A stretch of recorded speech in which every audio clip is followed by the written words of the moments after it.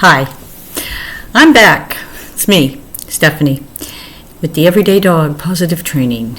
As you've probably noticed, my videos are raw, uncut, so all the bloopers and things are still there. I don't trim anything, I just leave it as it is. Anyway, today's I want to talk about invisible fencing, okay?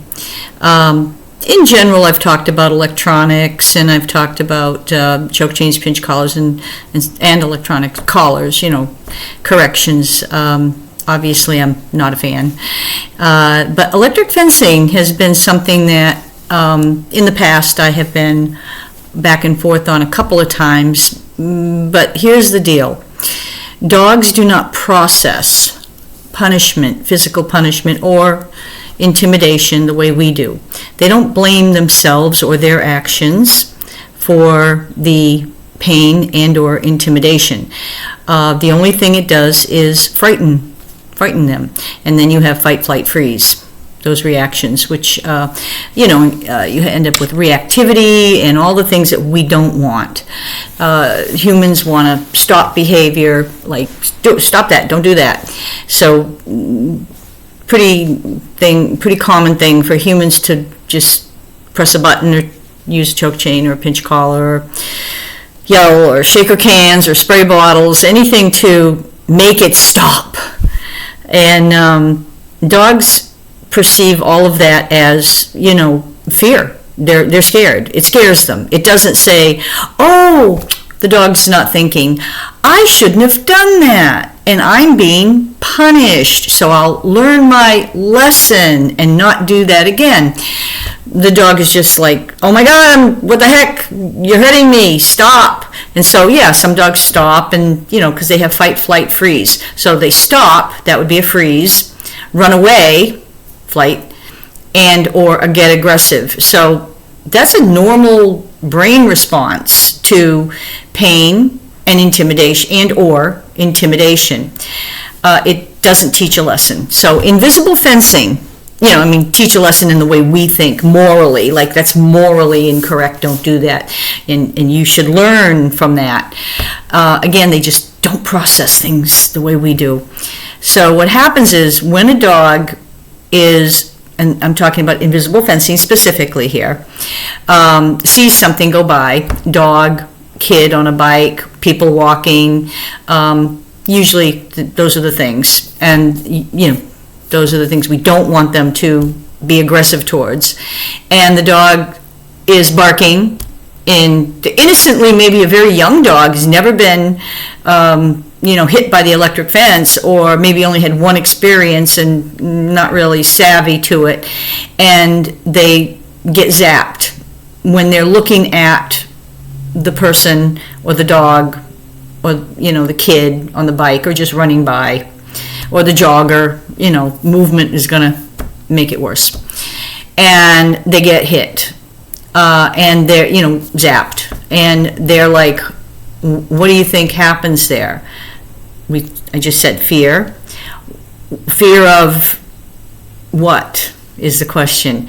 They blame the thing they're looking at. They don't blame their own behavior. Or you, if you had the button and were pressing it, they don't turn around and go, hey, you pressed the button and hurt me. They don't blame, again, their own actions. They will blame what they're looking at. That thing showed up and caused me pain. The barking and the aggressing that they may do, the reactivity, or not. I'll get that in a second. But most dogs, hey, there's something there, bark, bark, bark, bark, bark. And that is not something they're thinking, I'm going to bark now and defend my yard. They're not thinking like that. They're not thinking at all. They're reacting. Something comes up, something goes by, and they react. So the barking and all of that is what's happening.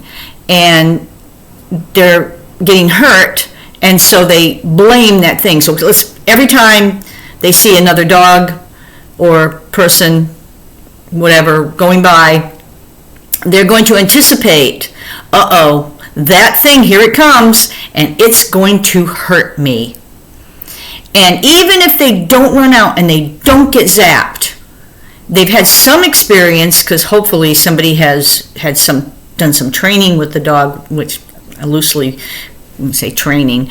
They take the dog and they, show them the flags, and they go, bad flags, run away from the flags are bad.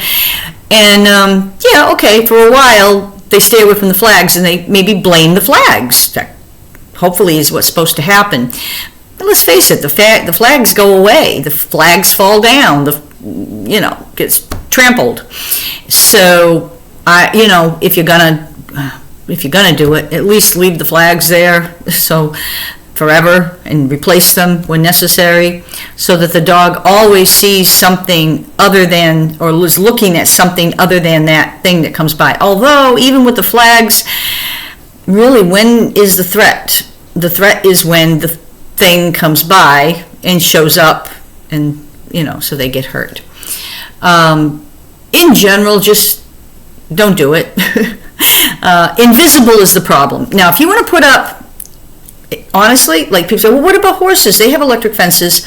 They're visible. They can see the posts and the wire, and the horse knows if they touch it, zing, okay, so it's tangible. Invisible is invisible. I mean, the dog doesn't understand. Something's biting them on the neck.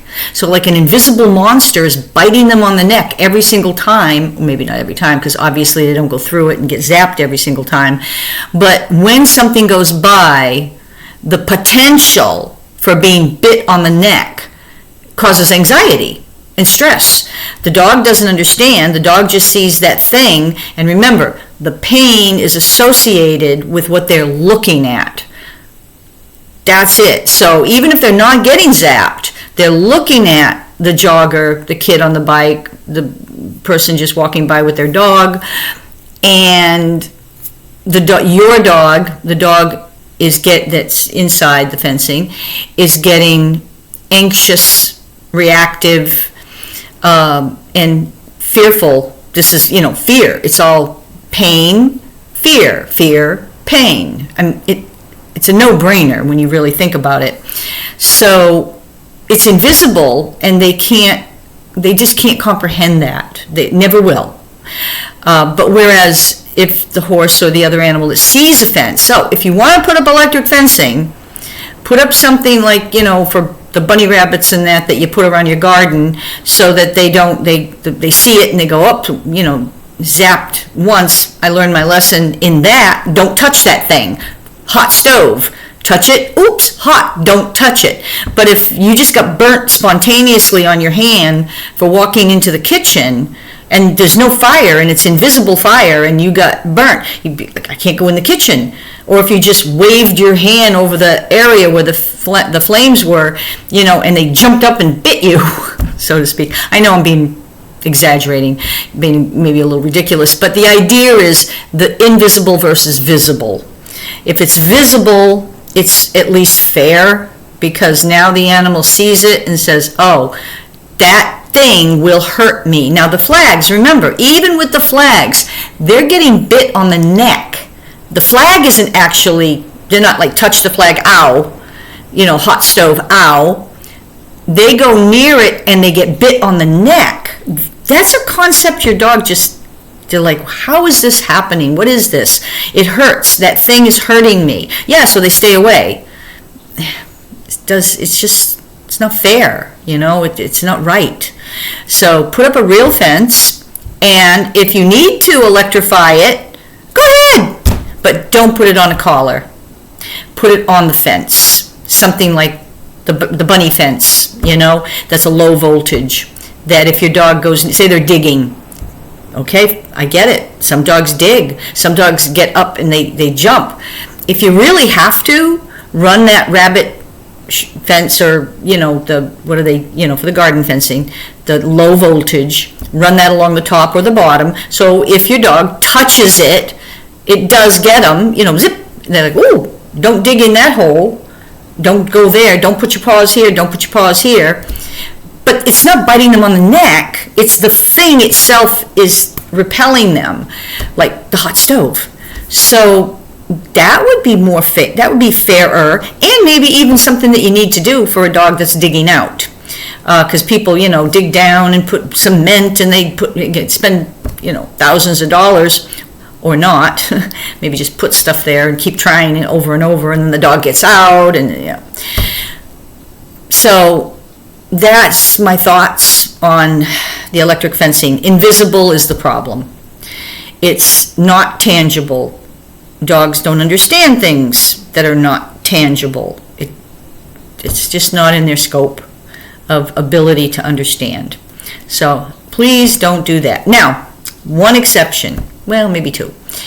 You live on the edge of a pond or a lake that freezes, and you just don't want them to go onto the pond or the lake. There's no foot traffic, maybe wild animals, but no people walking by, just a big frozen piece of water. And obviously, in the winter, dogs don't know when it's thick enough or thin, it's too thin, and they go out and they go in, and that's a horrible, horrible, horrible thing.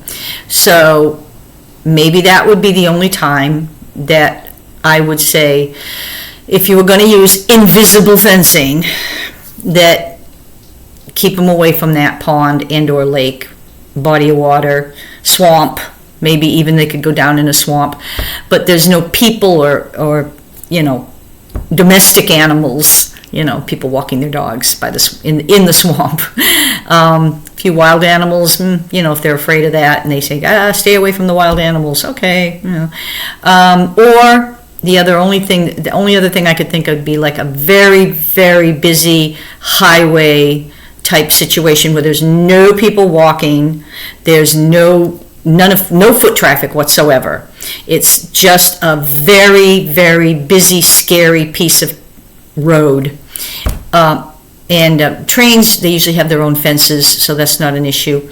But something where your dog could potentially be killed, and it's something where there's no foot traffic. Okay, that would be the only time I say, okay, maybe you need to use it there. And other than that, no. And if you do need to, if you want to use it, if you decided to do something electric, you could still put up a fence and do something with the rabbit fencing so that if they touched it, that would be that would repel them from that area.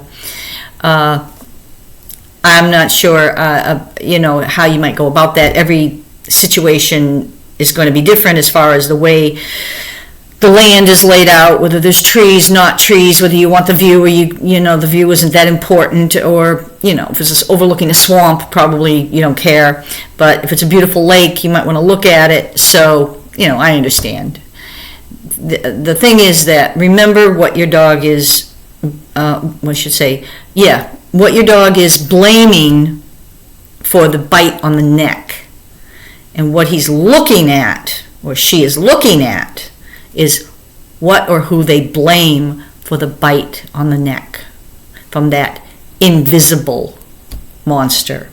Okay? Enough said. Hey, look at that. I stayed under 15 minutes this time. And I don't think I have anything else to say at the moment. And I remember this time that this is not a touch screen. Last time I was trying to hit the button to turn it off. It's not a touch screen. It's a different computer that I use now. Okay, so I'm shutting off, and you all have a wonderful day. And God bless. See you next time.